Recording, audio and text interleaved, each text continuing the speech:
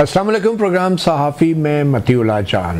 पाकिस्तान के अंदर एक नई सियासी तहरीक बल्कि मुल्क की एहतजाज की बात कर रही है। अपोजिशन की सबसे बड़ी जमात तहरीक इंसाफ, मगर तहरीक इंसाफ के अपनी सफ़ों में कुछ इख्तलाफात अब सामने आना शुरू हो गए हैं और चीफ मिनिस्टर खैबर पख्तूनख्वा अली अमीन गंडापुर एक बार फिर अपने बयानात की वजह से पार्टी के अंदर ही तनकीद की जद में हैं।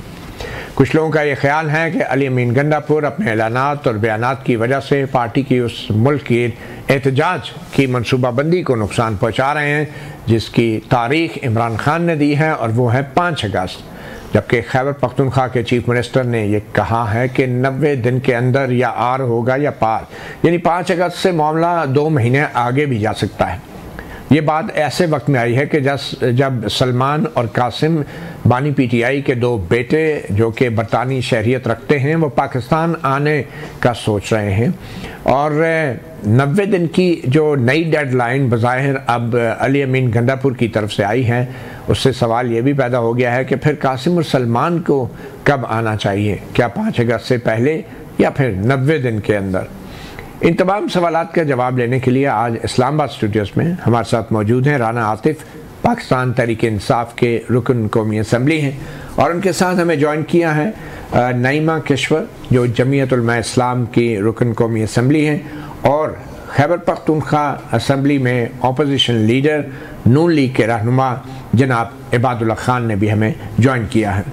सबसे पहले तो राना आतिफ ये बताएं कि ये क्या हो रहा है, मतलब अली अमीन गंडापुर अब पंजाब में लाहौर में गए एक बड़ा काफ़िला लेके और वहाँ पे आलिया हमज़ा जो आपकी चीफ ऑर्गेनाइज़र हैं सबसे बड़े सूबे पंजाब की, उनको एतमाद में नहीं लिया। कारकुन कन्फ्यूज़ थे कि पार्टी का इतना बड़ा काफ़िला लाहौर में है और हमारे लिए कोई हदायत नहीं है। तो ये क्या अली अमीन गंडापुर जानबूझ के ये कर रहे हैं या ये गलती से ही ये सब चीज़ें हो रही हैं? देखिए, बिस्मिल्लाहिर्रहमानिर्रहीम। अली अमीन गंडापुर तो यहाँ से इस्लामाबाद से गए थे और उस्ताद उनके साथ सारे पार्लियामेंटेरियन थे। इसका मकसद तो ये था कि एक ज़रा पॉलिटिकल एक्टिविटी, आपको पता है पंजाब में बड़े अरसे से आपको पता है जिस तरह के हालात हैं, जिस तरह की फस्तायत है, कोई एक्टिविटी नहीं थी। तो इसका मकसद ये था कि जैसे कि इमरान खान साहब ने कहा कि 5 अगस्त को जब खान साहब को नाहक कैद के अंदर 2 साल मुकम्मल हो जाएंगे तो उसके लिए जो हमें एक तहरीक है और खान साहब ने कहा कि उसका नुक्ता अरूज 5 अगस्त को होगा कि वो तहरीक अपने जब मोमेंटम पकड़ के 5 अगस्त को अपने पीक की तरफ जाएगी।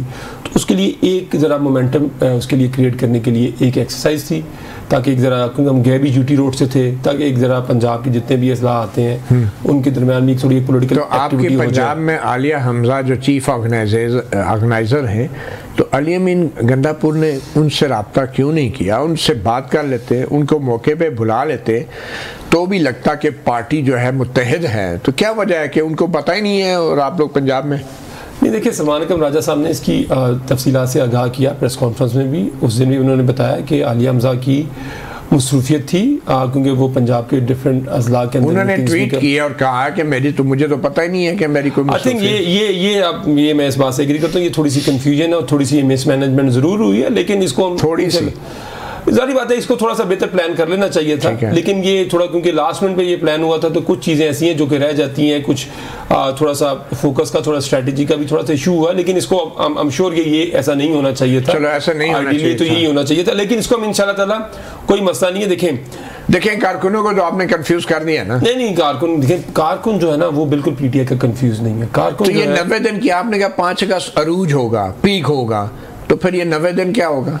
देखिए, उसका मकसद ये था कि जो मुझे समझ आया, देखिए बाकी तो वो खुद एक्सप्लेन कर सकते हैं कि उनकी मोटिवेशन क्या थी। नहीं, अली अमीन गंडापुर साहब को क्या समझ आया वो बताएं, उन्होंने उनका क्या वो तो खुद ही बता सकते हैं उनके ज़हन में क्या था जब 90 दिन का। तो मैं तो यही इसको जैसे मैं इसको रीड ऐसे कर सकता हूँ कि उनका ख्याल है कि ये 2-3 माह के अंदर ये जो सारी आज से तकरीबन 5 अगस्त से ये 2 माह बनेंगे तकरीबन, उससे आगे तो ये तकरीबन ये सारा जो हमारा एम है, जो कि खान साहब की जो नाहक कैद है, जो इनके ऊपर केसेस हैं, तो ये हम एक अवामी प्रेशर इतना बिल्ड कर लेंगे इंशाल्लाह ताला कि वो मसला इंशाल्लाह वो हल हो जाएगा। तकरीबन उन्होंने तो आप क्या कह रहे हैं, टाइम फ्रेम टोटल दे दिया है, ये नहीं कहा कि कैंपेन उस दिन शुरू होगी या वो होगी। आप उस 90 दिन के टाइम फ्रेम को डिफेंड कर रहे हैं अभी भी?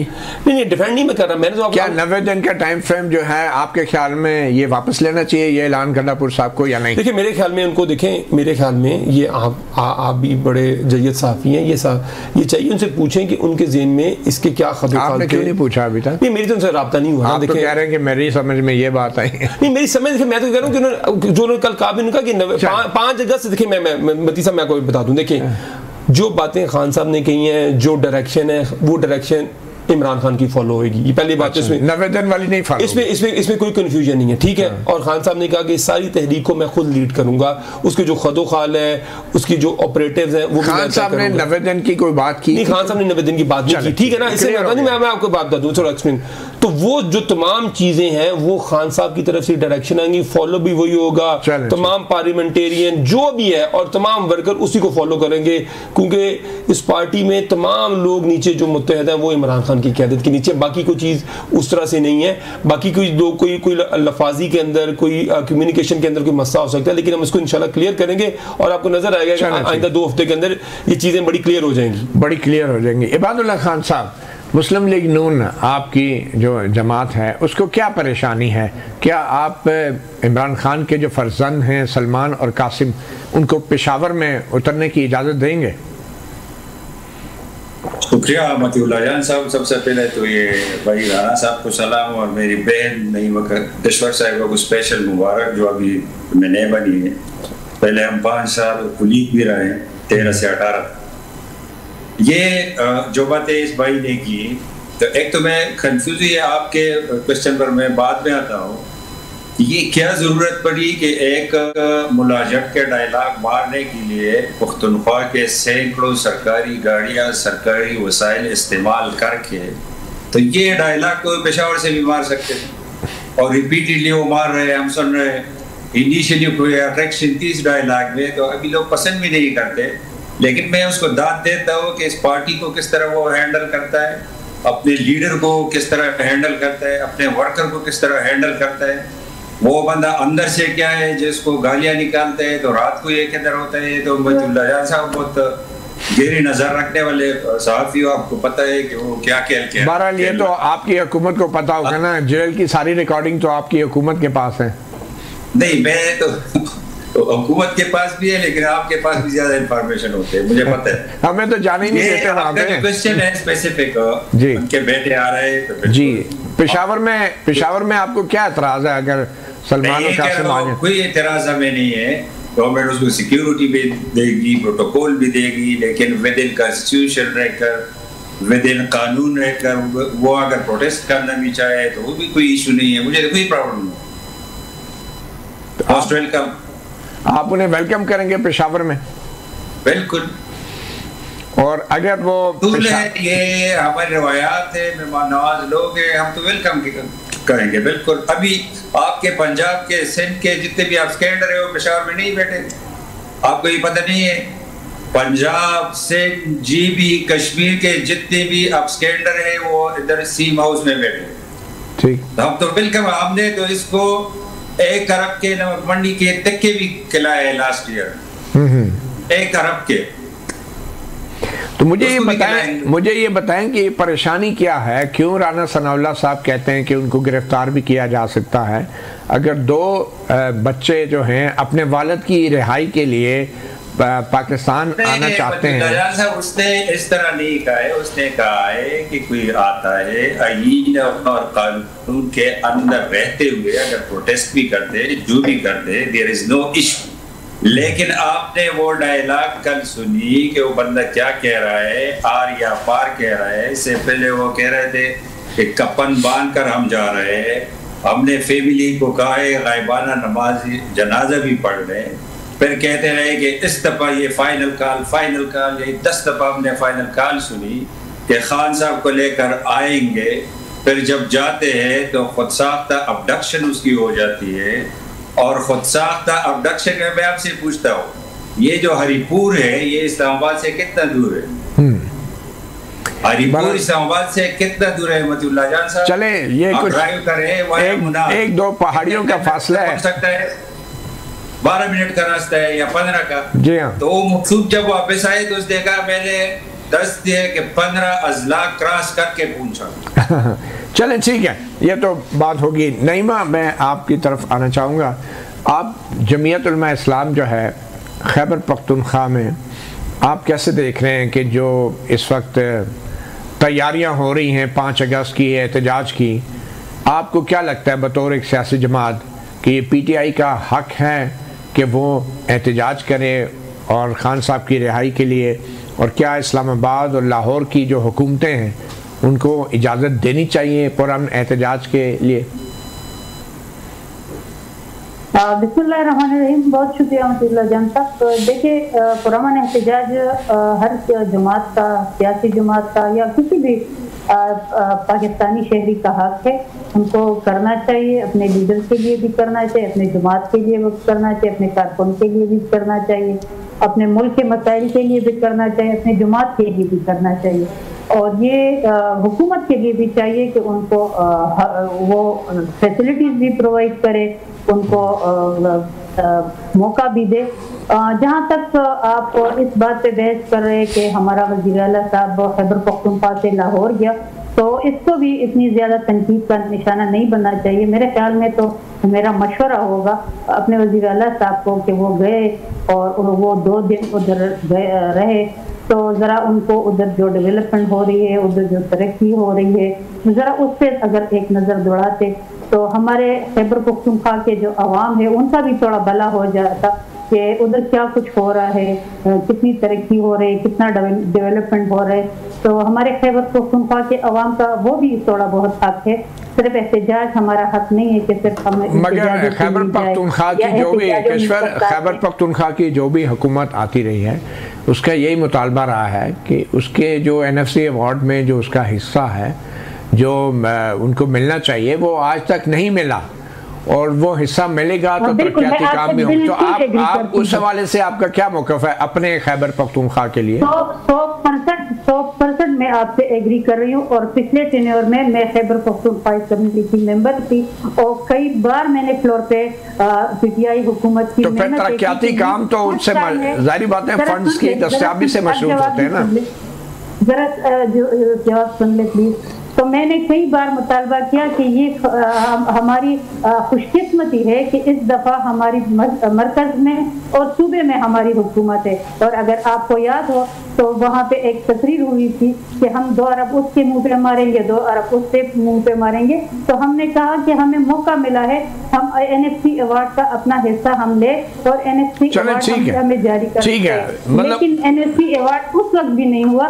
तो ये हमारी बदकिस्मत, उस वक्त भी हमें NFC अवार्ड नहीं मिला और अब भी नहीं मिला, हालांकि मर्ज हुआ है। और मर्ज नहीं, आपने बहुत सारी बात है खैबर पख्तूनख्वा के लिए आपने बहुत आवाज उठाई है NFC अवार्ड के लिए, इसमें कोई शक नहीं है। एक छोटी सी ब्रेक लेंगे, ब्रेक के बाद बात करेंगे खैबर पख्तूनख्वा में इन हाउस तब्दीली की जो बातें हो रही हैं वो कितनी काबिल अमल है, एक वक्फे के बाद।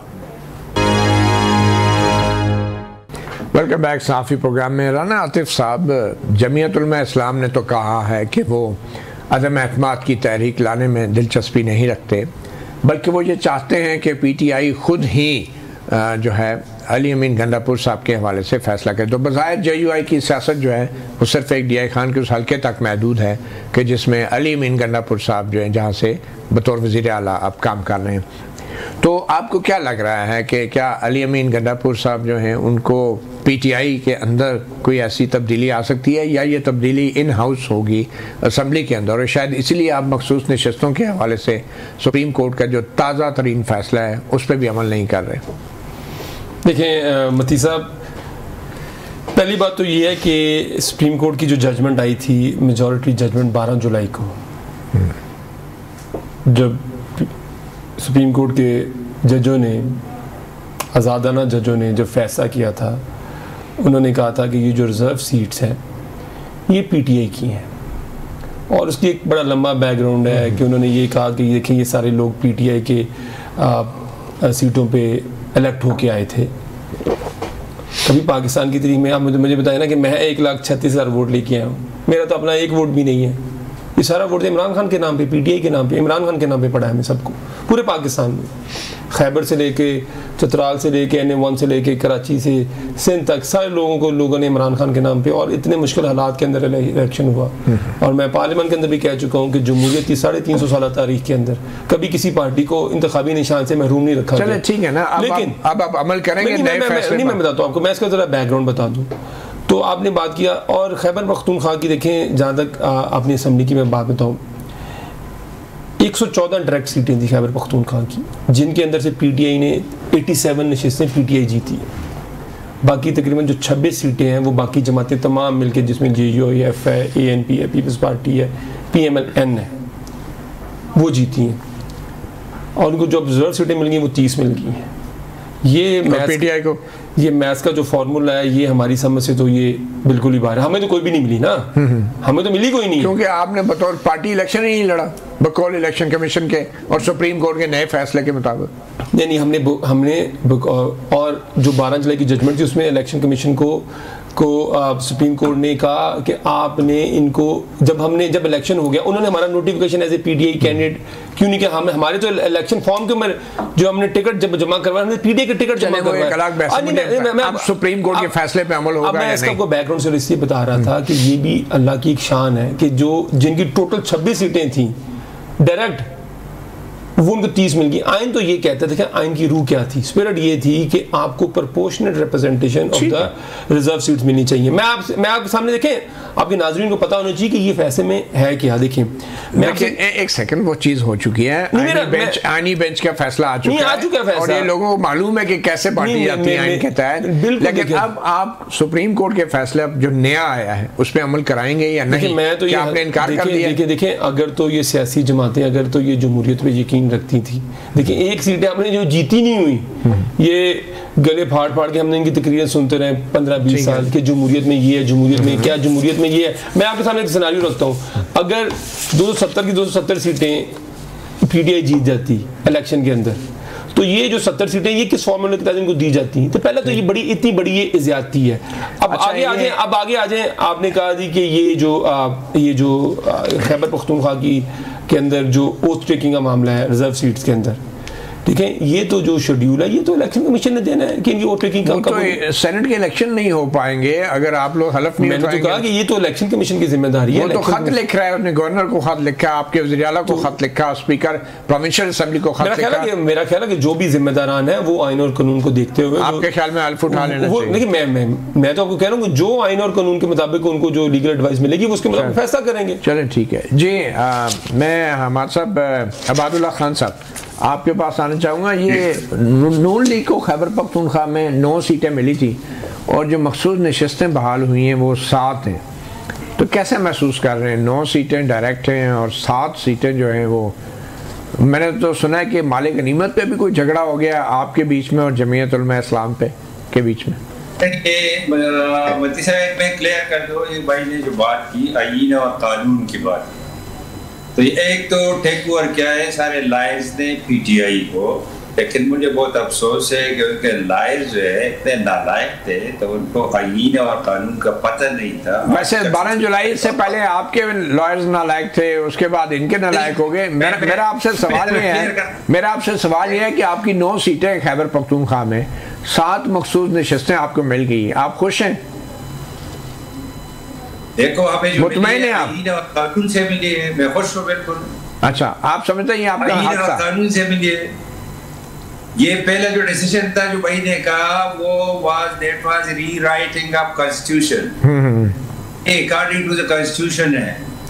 जब आईन आ जाए तो बाकी चीजें पीछे रह जाती है, तो ये हमें आईनी और कानूनी तौर पर मिली। अच्छा, आप खुश हैं कि आपकी जो मुखालिफ जमात है तहरीक इंसाफ, जिसका आप नाम तो लेते हैं मगर उस तहरीक इंसाफ की जीते हुए सीटों की मखसूस नशस्तें उन्हें देने को तैयार नहीं है, क्यों? आप नाम तो लेते ना उनका। इस तरह है, ये नशस्तें मैंने नहीं ली, ये according to the constitution supreme court की जो आईनी बेंच है उसने फैसला किया है। इनसे पूछे अलीमीन किस अगर ये माने या ना माने इस पर हम इख्तिलाफ कर सकते हैं, लेकिन now this is the law of the land. चले जी, लॉ ऑफ द लैंड, बिल्कुल ये बात तो सही है जी। नंबर 2 ओथ वाली बात है। ये लास्ट टाइम में गया था Peshawar high court, Peshawar high court ने स्पीकर को बुलाया, फिर कंटेम्प्ट का भी हमने जमा करवाया, फिर हमने इलेक्शन कमीशन से कंडीशनल करवाया जो सेनेट इलेक्शन, ये before senate election oath is mandate.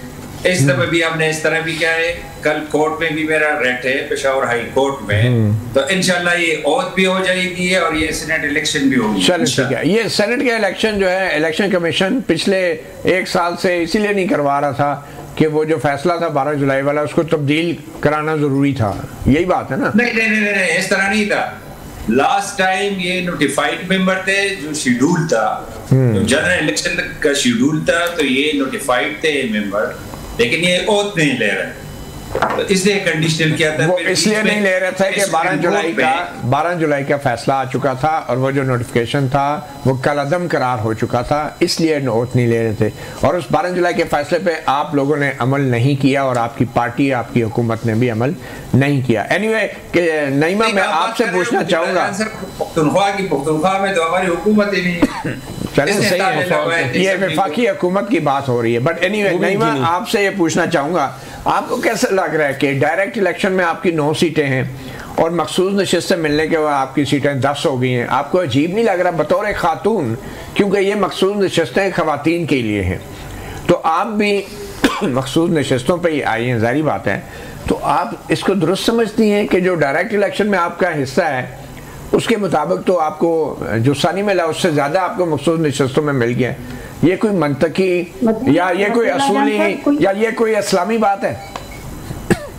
Matiullah जान साहब, कोई और ये सवाल पूछे तो ठीक है, आप तो कम से कम ना पूछे, क्योंकि आपके सामने जब कोर्ट में तहरीक इंसाफ से पूछा गया कि आपको ये सीटें लेनी चाहिए, तो उन्होंने कहा कि नहीं, सुन्नी इत्तेहाद को मिलनी चाहिए, हमें नहीं मिलनी चाहिए। जब वो खुद कह रहे कि हमें नहीं मिलनी चाहिए, तो फिर हम कोर्ट क्यों उनको दे? एक बात। दूसरी बात कि मखसूस नशिस्तें तो छोड़े, जरा इनसे पूछे कि आपके 35 जो जर्नल नशिस्त पे आए हुए खैबर पख्तूनख्वा के मेंबरान है, वो क्यों किसी पार्टी को ज्वाइन नहीं कर रहे?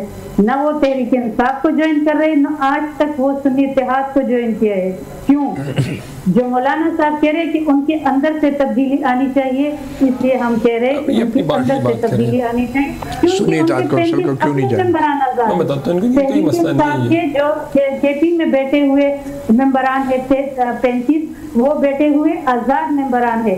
तो जब जनरल अपने मेंबरान को नहीं ऑन कर रहे कि हमने नहीं बैठना अपने उसमें, तो अपने सीटें नहीं लेनी, तहरीक इंसाफ को वो नहीं मान रहे, तो फिर उनको रिजर्व सीटें क्या दे? ये एक अच्छा सवाल है, हम क्योंकि इनसे पूछ लेते हैं 35 बंदे आजाद क्यों हैं? मैं बताता हूँ, देखें कुछ बंदे हमारी नेशनल असेंबली के अंदर है जिन्होंने किसी पार्टी का, देखें अब देखिए ज़्यादातर लोगों को ना, एक तो ये कि इनको अपनी जमात के मामला की तरफ तवज्जो देनी चाहिए। हमारी जमात के बारे में जो हमारे अंदरूनी मामला हैं इनके बारे में बात करना बनता नहीं है। नहीं मैं बताता हूँ ना, नहीं देखें ये आपका इनकी पार्टी को, अगर इनकी देखें मैं बताता हूँ, कुछ हमारे लोग हैं जो कि ऑफिस बेरर है। चेयरमैन गौहर ने कोई पार्टी ज्वाइन नहीं की, उमर अयूब ने ज्वाइन की, मैं आपको बता ही जाता हूँ, अली असगर खान है, उन्होंने कोई पार्टी ज्वाइन। बड़े ऐसे लोग हैं जो कि कई दफ़ा कोई डिस्ट्रिक्ट प्रेसिडेंट है, कोई डिस्ट्रिक्ट जनरल सेक्रेटरी है।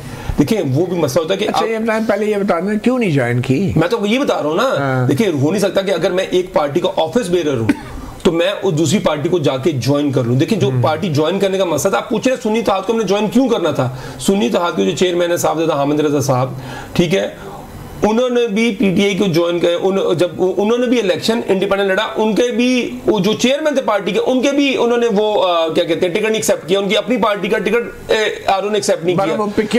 मेरी बात सुने आप, ये मैं आपको जनरल बात बता रहा हूँ, अगर कोई इनमें से कोई ये जमातें अगर इसका 10वां हिस्सा भी इस प्रोसेस से गुजरती ना, इनको तो समझ ही कुछ नहीं आती कागजात नामजदगी जमा फिल कैसे करने हैं। ये बातें करनी बड़ी आसान है। हमने जिस तरह इलेक्शन लड़ा इनको पता ही कुछ नहीं है। नहीं, मैं ये जो नून लीग को 7 नशिस्तें मिली हैं, ये दुरुस्त मिली हैं या इस माले गनीमत पे भी आप दोनों में झगड़ा है, नून लीग और जेयूआई में? ये जो 7 नशिस्तें नून लीग को मिली हैं, दुरुस्त मिली है? असल में इनका जो इशू जो अब बना है वो ये है कि इनको जो एक आजाद ने ज्वाइन किया है वो 3 दिन के बाद उनको ज्वाइन किया। और वो कह रहे कि हमें नशस्त मिलनी चाहिए। तो ये एक मेरे ख्याल में गलत वो कर रहे हैं, क्योंकि 3 दिन गुजरने के बाद उनको ज्वाइन किया गया है आज़ाद में। तो ये पॉइंट नहीं है, लेकिन इनका प्लान है। ये लोग गए हैं, आज उसका फैसला महसूस किया गया है। देखते हैं इलेक्शन कमीशन का उस पर क्या फैसला आता है। हम तो समझते हैं कि गलत उसने वो किया है। हम क्योंकि एक मुतअद्दिद सियासत कर रहे हैं, हम तो इसके रिव्यू में भी नहीं गए। हम क्योंकि पीटीआई के साथ एक अपोजिशन में है, हमें तो यहाँ तक कहा गया था, हमें कहा गया था कि कोर्ट में हेयरिंग सुनने के लिए भी नहीं जाना, क्योंकि हम उसकी इज्जत के तौर पर। बात वही है कि कोर्ट में हेयरिंग सुनने नहीं जाना, लेकिन आपसे आए तो आने दो। बात वही है कि अगर आ जाए तो ठीक है। अगर हम उसको छोड़ेंगे तो कोई और हमारी लोग आएंगे, उसको किसी दूसरी पार्टी उसको नहीं ले सकती। मतलब जो चीज है हमारे लोग उससे नहीं। मैं मुझे ये बताएं कि जिस माल पे आपका हक ना हो और वो माल आप इसलिए अपने पास रख लेंगे, कोई और ले जाएगा, ये जायज है? ये आप नहीं कह सकते हमारा हक है, क्योंकि कानूनी तौर पर, आईनी तौर पर वो हमारा हक है। इस्लामी तौर पे भी है ये आपका हक, इस्लामी तौर पे भी आपका हक बनता है। बिल्कुल, क्योंकि अगर देखें एक हल्के में अगर कोई और कैंडिडेट आपके खिलाफ खड़ा नहीं हुआ तो जाहिर है आप अनअपोज इलेक्ट होके आ जाते हो। तो ये एक तरीका है इलेक्शन का, तो इस पे तो कोई दूसरी राय है ही नहीं। चलें ठीक है, एक छोटी सी ब्रेक ले, एक वक्फे के बाद। वेलकम बैक साफ़ी प्रोग्राम में। राना आतिफ साहब, गंडापुर साहब ने जो 90 दिन की डेडलाइन दी है, बज़ाहिर लगता है कि 5 अगस्त के बाद उनको पार्टी के अंदर से ही हटाए जाने की शायद नवीद मिल जाती, तो उन्होंने अपनी सूबाई हुकूमत की लाइफलाइन 90 दिन तक खुद ही कर दी है, और 5 अगस्त की जो डेडलाइन है उनके लिए कोई अहमियत नहीं रखती। नहीं, ऐसी बात नहीं। लेकिन पहले मैं आपको प्रोग्राम के, अगर 5 अगस्त को खान साहब बाहर नहीं आते तो इसका क्या मतलब होगा? नहीं, खान साहब ने देखें जो बात खान साहब ने की है, जो हमारे तक पहुंची है अलीमा बीबी साहिबा के ज़रिए, वो ये है कि उन्होंने कहा कि 5 अगस्त इस तहरीक का, जब मुझे 2 साल जेल में हो जाएंगे, उसका नुक्ता अरूज होगा। मैं तो एग्जैक्ट और नुक्ता अरूज से क्या मतलब है? आपको कह रहा हूँ, इसका मतलब है कि उस दिन हम एक तहरीक को, और हमने इस दफ़ा जो हमारे तहरीक खदोखाल है वो इस तरह नहीं है कि हमने किसी एक जगह पे जाना है। देखिए, हम जो तहरीक चलाएंगे वो अभी उसकी जो ऑपरेटिव है, वो ऑपरेशन लेवल की स्ट्रेटजी, वो अभी उसमें तैयारी के मराहल में है कि कैसे करेंगे। अच्छा, सलमान और कासिम की आमद के लिए क्या प्लानिंग है? देखिए वो तो नहीं, देखिए अभी तो वो उसके उस पे अभी कोई बात हुई कितनी इंपॉर्टेंट है उनकी आमद? बहुत इंपॉर्टेंट है। देखें अभी भी, आज देखें अभी जो खान साहब के छोटे साहबजादे हैं कासिम, उन्होंने ट्वीट भी किया है। देखिए बता दें क्या किया मकसद ये, उन्होंने कहा कि देखिए हमारे वालिद ने तमाम ज़िंदगी हमारे से वो दूर भी रहे सिर्फ एक मकसद के लिए कि पाकिस्तान के अंदर रूल ऑफ लॉ, और उन्होंने कहा कि उन्होंने हमें भी वक्त नहीं दे सके। अभी मैं देख रहा था, और बिल्कुल सही बात की है कि खान साहब ही बारहा ये कह चुके हैं, इमरान खान साहब, कि मेरी ज़िंदगी में अगर कोई बहुत जो सबसे बड़ी सेक्रीफाइस है वो ये सेक्रीफाइस है कि मैं अपने बच्चों के साथ वक्त नहीं गुजार सका। और आप देखें हमारे मुल्क में जो सियासत चल रही है, लीडर होता है पूरा उसका ख़ानदान, पूरे उसके बहन भाई बच्चे तमाम सियासत में होते हैं, और एक नस्ल से नहीं 3-3 नस्लों से हैं, ठीक है। और मैं हैरान ये हो रहा हूँ क्योंकि ये सियासी लोग नहीं है जो हमारे। अच्छा, खान साहब 5 अगस्त के बाद जेल से रिहा हो जाएंगे? देखें, रिहा, हमारा मसला ये है कि हम जो बात ये कह रहे हैं कि खान साहब की जो कैद है वो ना हक है, और हम इसके लिए एक जद्दोजहद करेंगे, रूल ऑफ लॉ के लिए भी करेंगे। पाकिस्तान में आप जद्दोजहद की क्या शक्ल होगी? जद्दोजहद ये कि हम अपने हकूक़, खान साहब ने क्या कहा है, देखिए उन्होंने कहा कि देखिए मैं तो जेल में भी आज़ाद हूँ। देखिए आप मेरी बात समझे, उन्होंने कहा मैं तो जेल में भी आज़ाद हूँ, कौम बाहर कैद है, और उन्होंने कहा कि आप मेरे लिए नहीं अब निकल रहे, आप अपने हकूक़ के लिए निकल रहे हैं। तो इसकी जो अभी देखें, अभी शुरू हुआ है ये परसों से, अभी 3 हफ्तों के अंदर जैसे हम आगे बढ़ेंगे, इसके खदोखाल आपके सामने आते जाएंगे। हमारी रीजनल लेवल की तंजीमें, हमारी डिस्ट्रिक्ट लेवल की तंजीमें, हमारी सूबाई तंजीमें और हमारी मरकज़ी तंजीमें जितने भी हैं, और हमारे जितने विंग्स हैं, हम इंशाल्लाह ताला इसको इस दफ़ा, इसको लीड कौन कर रहा है? ये इसका फैसला भी खान साहब करेंगे कि अभी देखें, अभी मैं बार बार आपको कह रहा हूँ कि अभी तो एक बिल्कुल इब्तदाई 2 हफ्ते 10 दिन पहले उन्होंने कह तो दिया कि मैं जेल से लीड करूंगा। हाँ, जो उसका मतलब है कि जो हदायत हैं जो भी चीज़ होगी उसको जो ओवरसाइड होगी वो खान साहब की होगी। और खान साहब अगर मुलाकात की इजाजत मिले, देखिए ना अब ये भी तो पाकिस्तान में एक न्यू नॉर्मल अब सेट कर दिया है कि जो पॉलिटिकल उनके साथी हैं उनकी मुलाकात नहीं होती, कम्युनिकेशन रोक दी जाती है। और आप देखते हैं कि बड़े बड़े जो साथी वो ट्वीट ये करते हैं कि देखें जी अब सख्ती और बढ़ाई जाएगी। ये तो हम एक और तरह की सियासत देख रहे हैं। ये तो पाकिस्तान हार्ड स्टेट देखिए ना, और बड़े सहाफ़ी आगे बड़े फख्र से बताते हैं। जी अब्दुल्ला साहब, आप भी बड़े फख्र से और सहाफ़ी भी बड़े फख्र से कह रहे हैं कि आने वाले वक्तों में पीटीआई के लिए मुश्किलात बढ़ेंगी, तो बतौर सियासतदान जो हैं कितना फख्र आपको इन हालात के ऊपर? ये आपने बिल्कुल सही पैक किया था स्टार्ट में, ये जो क्वेश्चन आप कर रहे हो कि ये गंडापुर साहब ने ज़बरदस्त गेम खेला है, अपने गवर्नमेंट को 3 महीने उसने दे दिए। जो कुछ हो रहा है, जो हालात है इस सूबे में, जो कुछ मैं देख रहा हूँ, तो उसने ज़बरदस्त गेम खेला है सबको कन्विंस करके। ये अगर आप थोड़ा सा पीछे जाए, ये जो बजट सेशन थी हमारी, तो इसमें ये गंडापुर साहब था, इसने कहा था कि जब खान साहब से मुझे मिलने ना दिया जाए तो किसी का बाप भी बजट पेश नहीं कर सकता। तो जब पेश करने लगे तो मैंने पूछा, यार ये किसके बाप ने आपको कहा है कि पेश करें? खान साहब से तो आप मिले नहीं हो। तो उसने कहा नहीं, इसमें अमेंडमेंट है कि खान साहब ने कहा कि पेश करें, लेकिन पास किसी का बाप भी नहीं करेगा जब तक मैं ना मिलो। तो तब जब पास करने लगे तो फिर मैंने पूछा कि आप तो फिर भी नहीं मिले हो, तब क्या हो रहा है? तो उसने कहा नहीं, साजिश हो रही है हमारी हुकूमत के खिलाफ। इस 45 ये करते हैं तो वो तो क्या होगा? 47 ये है, यहाँ पर 47 वाले ये है। मुझे ये बताया जाए कि इलेक्शन वाले रात चीफ मिनिस्टर साहब किसके ऑफिस में मौजूद थे, किस तरह मैनेज कर रहे थे कि फ्ला को निकालो, फ्ला को निकालो, फ्ला को इधर ना रहने दो, फ्ला को इस्लामाबाद भेजो, फ्ला को दूसरे पर वो कर लो ताकि कोई वेट वाला बंदा इधर ना रह जाए। अच्छा, ये आपके पास कोई सबूत है? अब तो आपकी वफाकी हुकूमत है इबादुल्ला खान साहब, अब तो वफाकी हुकूमत आपकी है ना, आपकी पार्टी है, तो आपने कोई सबूत की बुनियाद पे कोई कार्रवाई की ऐसे इदारों के खिलाफ जिन्होंने ये काम किया? क्या कार्रवाई की आपने? आप तो बड़े धड़ल्ले से कह रहे हैं कि कहाँ थे, कौन थे। मैं वफाक को रिप्रेजेंट इधर नहीं कर रहा, मैं आपकी पार्टी का पूछ रहा हूँ। आप नून लीग का वज़ीर आज़म है, क्या कार्रवाई की आपकी पार्टी ने? कैसे लोगों को इलेक्शन हरवा? मैं तो पेशावर में हूँ, आप इस्लामाबाद हो। ये अच्छा। मैं ये कह रहा हूँ कि ये जो कह रहे हैं 45 से 47, तो मैं ये कह रहा हूँ इधर एक्चुअल 47 ये है। चलें ठीक है। नईमा, आप जो हैं, आपकी पार्टी वो खैबर पख्तूनख्वा में अली अमीन गंडापुर की हुकूमत को गिराना चाहती हैं या फिर सिर्फ अली अमीन गंडापुर को गिराना चाहती है? हमने तो ऐसा कोई दावा नहीं किया कि या हम उसको गिराएंगे ना या हम उसको गिराएंगे। नहीं, मौलाना फजल रहमान साहब ने कहा ना कि इन हाउस गंडापुर साहब को उनकी पार्टी अगर हटा दे तो वो उस पर मुतमईन है, खुश है।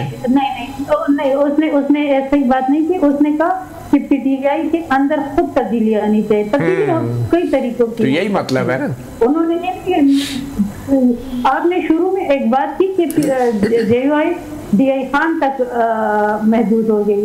ऐसी बिल्कुल बात नहीं है। जेयूआई एक वफाकी जमात है और हम सिर्फ DI खान तक सोच नहीं रखते। कुछ लोगों की सिर्फ ये सोच है। ये अलग बात है कि उनको KP में हुकूमत दी गई है, लेकिन उनकी सिर्फ एक सोच है, सिर्फ बढ़ के मारना की हद तक है, वो उससे आगे नहीं बढ़ सकी। और इबाद भाई कह रहे हैं कि वो सिर्फ दूसरों को फॉर्म 47 का ताना दे रहे, खुद 47 गवा रहे। तो लेकिन हम यही कह रहे कि जो उनकी 13 साल कारकर्दगी है उसका कोई भी इतनी आसानी से अपने सर पे नहीं लेगा। और हम नहीं चाहेंगे ना, हमने ये दावा किया है कि हम तब्दीली ला रहे हैं। इंशाल्लाह अभी सेनेट का इलेक्शन होना है, आपको भी पता चल जाएगा, सबको पता चल जाएगा कि क्या हो रहा है क्या नहीं हो रहा है। बिल्कुल ठीक। तो इंशाल्लाह बहुत सारी चीजें उससे भी आपको वाज़ेह हो जाएगी। चलें जी, सेनेट के इलेक्शन से ही पता चल जाएगा। राना आतिफ साहब, आपकी पार्टी ने एक बड़े नाजुक वक्त में 5 अरकान कौमी असम्बली को अपनी सफ़ों से खारिज कर दिया, ठीक है, दायरा तहरीक इंसाफ से खारिज कर दिया। तो उनको सिर्फ पार्टी से तो निकाल दिया, लेकिन वो 5 MNA तो हैं, उनकी वोटें तो हैं, तो उनकी नाअहली का रेफरेंस क्यों नहीं दायर किया आपने? देखें, पहली बात तो ये, पहला स्टेप तो ये क्या हमने उनको पार्टी से कर दिया, क्योंकि उन्होंने पार्टी की जो इंस्ट्रक्शंस थी, जो 26 कॉन्स्टिट्यूशन अमेंडमेंट थी, उसको उन्होंने फॉलो नहीं किया, और नोन और अननोन रीजन जो भी थी। नहीं, 26 कॉन्स्टिट्यूशन अमेंडमेंट को तो सपोर्ट किया उन्होंने, वोट किया। मैं कह रहा हूँ कि उन्होंने पार्टी की इंस्ट्रक्शन को फॉलो नहीं किया। पार्टी की इंस्ट्रक्शन थी कि हमने इसको सपोर्ट नहीं करना, ठीक है, जैसे कि बाकी तमाम तो फिर पार्लियामानी पार्टी लीडर ने क्यों नहीं रेफरेंस और उसके बाद उसको शो कॉज नोटिस भी दिए गए उनको, जो पूरा लीगल प्रोसेस होता है, उन्होंने उसका भी कोई जवाब नहीं दिया। ठीक है, इसका मतलब है कि, और आपको पता है कि वो दूसरी जमातें ज्वाइन कर चुके हैं, तो अब आप उनकी डिस्क्वालिफिकेशन। और देखिए, और वो तमाम वो लोग हैं जिन्होंने ऑन एक दो का तो मैंने वीडियो, आपने भी देखी, मैंने भी देखी, उन्होंने कुरान के ऊपर हलफ लेके कहा कि हम इमरान खान और पाकिस्तान तहरीक इंसाफ के कैंडिडेट हैं, और हम इंशाल्लाह अगर हम जीतेंगे तो हम अपनी पार्टी के साथ और जो पार्टी की इंस्ट्रक्शन को फॉलो करेंगे। आइंदा भी इसी तरह हल्फ लेते रहेंगे अपने उम्मीदवारों से?